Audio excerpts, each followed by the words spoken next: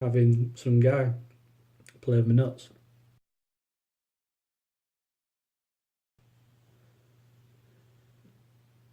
I'd like to start by saying thank you. The amount of support I got from friends and family in the last video was amazing. Just thank you. You know, I knew people cared, but when you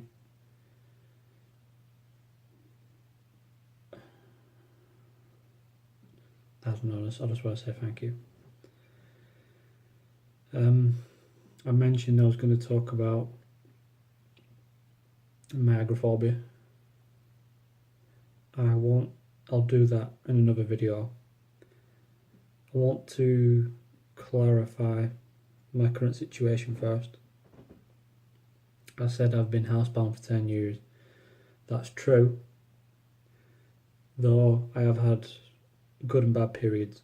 So in that time, I've gone within those 10 years. What I mean is it's been difficult to leave the house in that time. So in the beginning, with help, I was able to leave the house with motivation. Recently, I've gone periods of years without leaving. Up until December, I've gone 2 years without ever leaving the house. Never going to the front door, leaving the back door. Just 2 years been housebound. So I just wanted to clarify that. I want to be authentic, genuine. So I didn't want people to think I've been trapped in the house for 10 years, because though it has been years, I have in that time left the house. In December just gone, I left the house to go to the hospital. I'd not been to the hospital for over 10 years.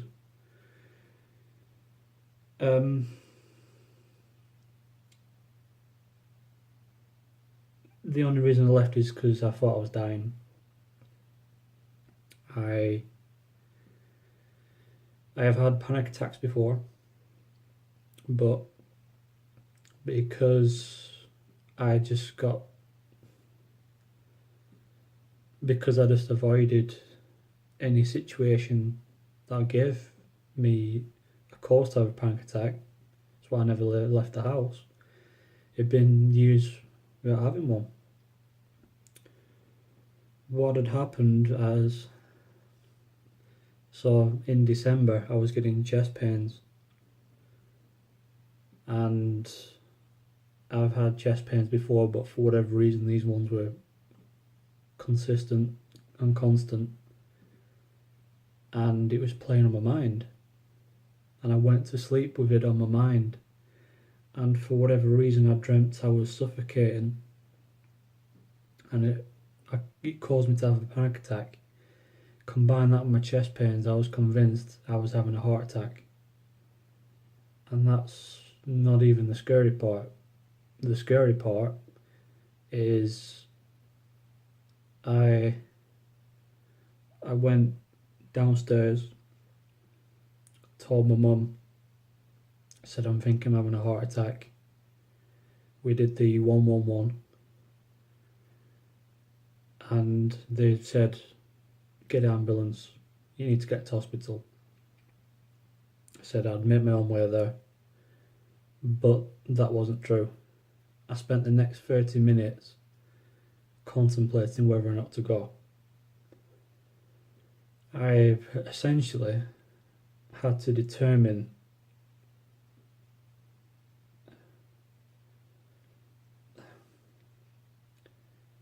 I didn't know if me going to die was good enough reason for me to go to the hospital, I guess is what it boils down to. But in the end, I realised that I did want to live.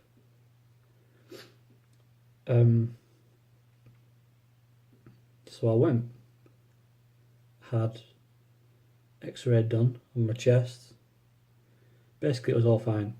Doctor said The pain was caused by muscle strain in my chest, and the panic attack is what I assumed was the heart attack. I want to clarify, I'm in no way suicidal. I would be lying if I said there were times where I wish I hadn't, where I wish it would sort of end, but I've never ever seriously ever considered taking my own life. But when you're put in a situation like that and you don't know, you've got to weigh it up. Is your will to survive strong enough? I'm just lucky it wasn't a real thing, because that delay could have been the end for me. That is part one. So that is what got me out of the house in December. Coming back from the hospital, I went to the bathroom and noticed I couldn't pee. So straight away, alarm bells are going off in my head. I then get stomach pains. I then get pains in my testicles. So then I'm thinking, great, what now? So on Christmas Day, I knew it'd be Christmas Day, I knew. But on Christmas Day, I was in hospital for the second time, having some guy play with my nuts because I was in pain. Found nothing, seemed all good, went home. Next day, even more pain. So Boxing Day in hospital, same again, nothing. They said, don't worry, let's go see doctor. Should clarify, the reason I went to the hospital, it was obviously the Christmas time. You just can't get to your GP, so had to go to the hospital.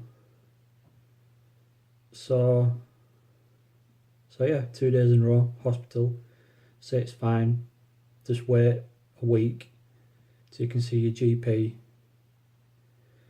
And basically, for the past 4 months, it's been back and forth. And I keep having tests done. I have stomach pains, backache, pains in my testicles, and no one knows what it is. And so in the past 4 months, I've been to the hospital 3 times. I've been to my GP 3 times.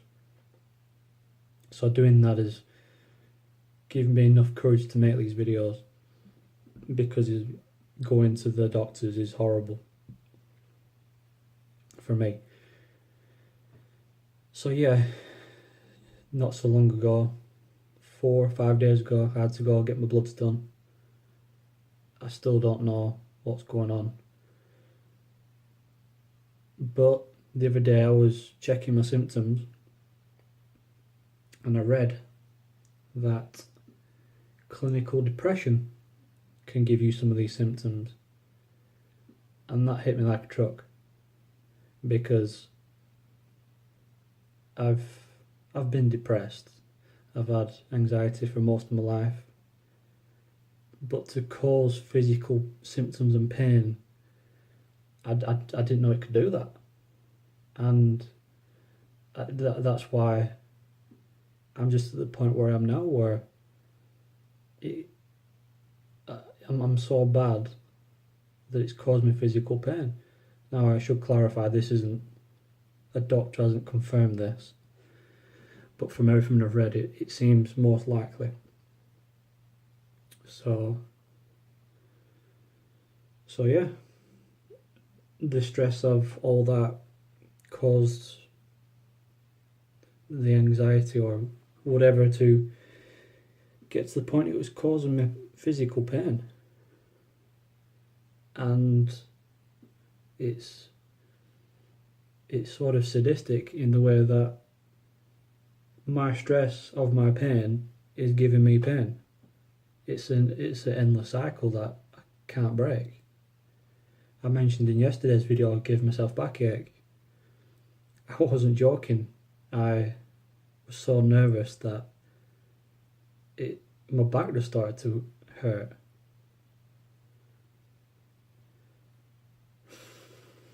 So yeah, that's been the past 4 months living with that. Going back to the chest. So after I came back from the hospital with the chest pain's gone now, by the way, but for a while it stuck around. It got to the point where I was so scared of going to sleep that I'd cause myself to have mini panic attacks every time I fell asleep. I would lay in bed and I would consciously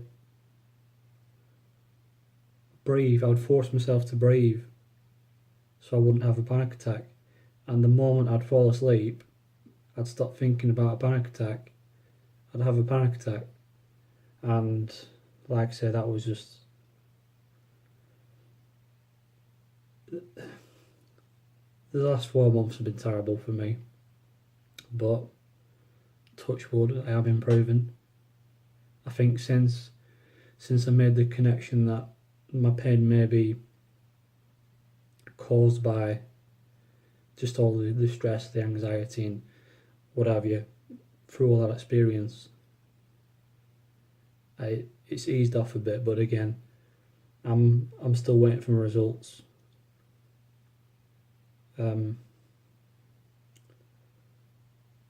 If I'm up for it, I might record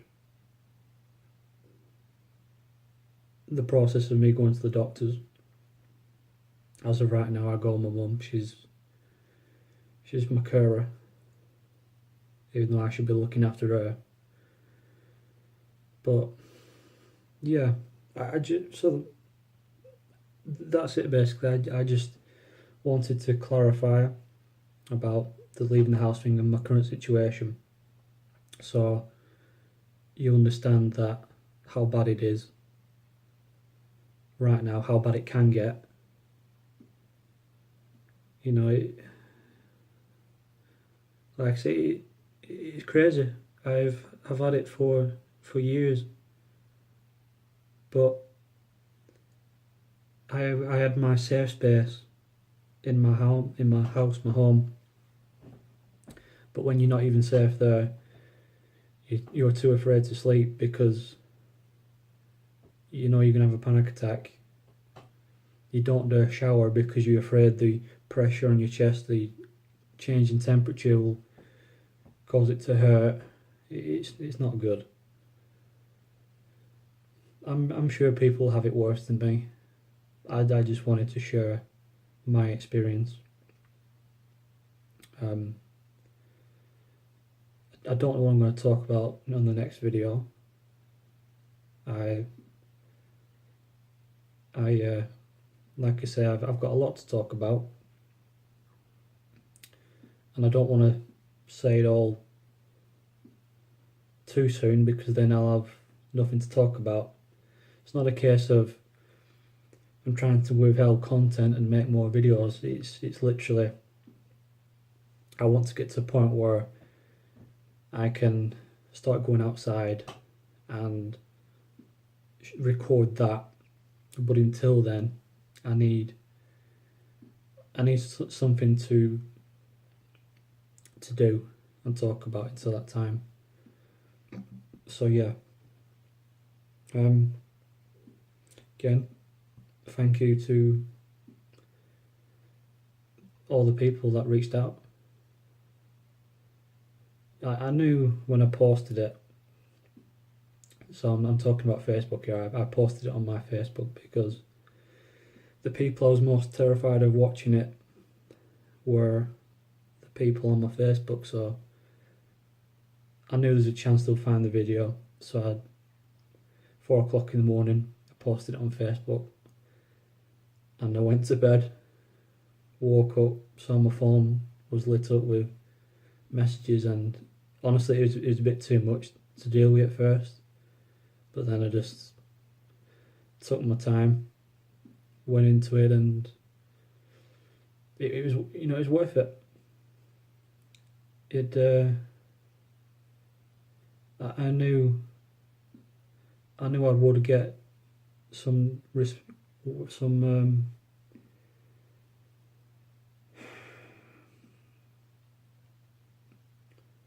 I've lost the word. I knew I'd get support,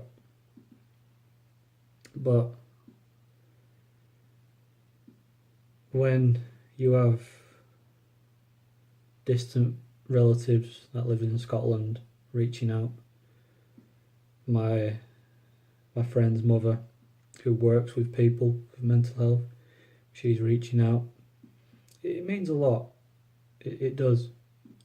So if you're facing something,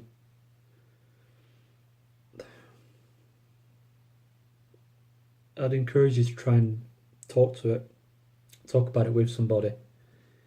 It made a world of difference for me.